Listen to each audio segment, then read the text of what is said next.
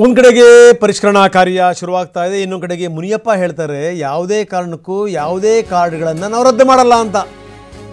ಇದು BPL card APL card ಯಾವುದೂ ಕೂಡ ರದ್ದಾಗಲ್ಲ. ಸುಮ್ಮನೆ ರಾಜಕೀಯ ಮಾತಾಡ್ತಿದ್ದಾರೆ ಅಷ್ಟೇ ಅಂತ. ನೋಡಿ, ಇಲ್ಲೂ ಕೂಡ ನಿಮ್ಮಗಳಿಗೆ ಒಂದು ಕ್ಲಾರಿಟಿ ಇರಬೇಕು. ಫಸ್ಟು ಯಾರೋ ಒಬ್ಬ ನಾಯಕರು ಒಂಥರ ಹೇಳೋದು, ಮತ್ತೊಬ್ರು ಇನ್ನೊಂಥರ ಹೇಳೋದು, ವಿರೋಧ ಪಕ್ಷದ ಮಾತುಗಳಿಗೆ ನೀವು ಮಣಿಯೋದು, ನೋ, ಹಂಗಾಗಬಾರ್ದು. ಕೆಲವರು BPLಗೆ ಅರ್ಹರಲ್ಲದೇ ಇರುವಂಥವ್ರು ಇದ್ದಾರೆ, ಅವ್ರನ್ನ ತೆಗೆದು APLಗೆ ಹಾಕ್ತೀವಿ, ರದ್ದು ಮಾಡಲ್ಲ. ಇದು ಕ್ಲಾರಿಟಿ.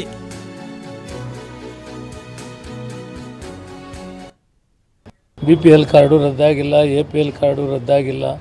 ಇದು ರಾಜಕೀಯವಾಗಿ ಅವರು ಮಾತಾಡ್ತಾ ಇದ್ದಾರೆ. ಈಗ BPL ಇಡೀ ರಾಜ್ಯ ದಕ್ಷಿಣ ಭಾರತದಲ್ಲೇ 80% ಇದೆ. ಇದೇನು ಕೆಲವರು BPLಗೆ ಅರ್ಹರಲ್ಲದವ್ರು ಇದ್ದಾರೆ, ಅದನ್ನು ತೆಗೆಯೋ ಕೆಲಸ ಮಾಡಿದ್ದೀವಿ. ಅವ್ರನ್ನ APLಗೆ ಹಾಕ್ತೀವಿ, ಅವ್ರು ರದ್ದು ಮಾಡೋದಿಲ್ಲ. ಅವ್ರಿಗೆ ಬೇರೆ ಬೇರೆ ಸೌಲಭ್ಯಗಳು ಏನು ಬೇಕಾದರೆ ಸಿಗ್ಬೋದು, APL ಇರ್ತಾರೆ, ರದ್ದು ಮಾಡೋದಿಲ್ಲ. BPL ಕಾರ್ಡು ರದ್ದಿಲ್ಲ, APL ಕಾರ್ಡು ರದ್ದಿಲ್ಲ. ಯಾರು BPLಗೆ ಅರ್ಹರಲ್ವೋ ಅಥವಾ ಅನುಕೂಲಸ್ಥರಿದ್ದಾರೆ, ಇನ್ಕಮ್ ಟ್ಯಾಕ್ಸ್ ಪೇ ಮಾಡ್ತಾರೆ, ಅಂಥವ್ರನ್ನ APLಲ್ಲಿ ಇಡ್ತೀವಿ ಇಷ್ಟೇ. ಇವತ್ತು ತಮಿಳುನಾಡು, ಕೇರಳ, ಆಂಧ್ರ ಪ್ರದೇಶ್, ತೆಲಂಗಾಣ ಯಾವುದೂ 50 ಮೇಲೆ ಇಲ್ಲ, ನಮ್ಮಲ್ಲಿ 80 ಭಾಗ ಇದೆ. ಅಂದರೆ ಬಂದಂಥ ಸರ್ಕಾರಗಳು ಬರ್ತಾ ಬರ್ತಾ ಮಾಡ್ತಾ 6.5 ಕೋಟಿ ಜನದಲ್ಲಿ 4.5 ಕೋಟಿಗೆ ಫಲಾನುಭವಿಗಳಿದ್ದಾರೆ, ಅರ್ಥ ಮಾಡ್ಕೊಳ್ಳಿ.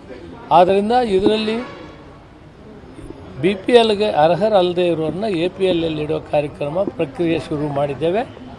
ಅದಾದ ತಕ್ಷಣ ಮತ್ತೆ ಹೊಸದಾಗಿ ಕೆಲವರಿಗೆ BPL ಕಾರ್ಡ್ ಸಿಕ್ಕದೆ ಇರಬಹುದು, ಅದನ್ನು ಓಪನ್ ಮಾಡ್ತೀವಿ.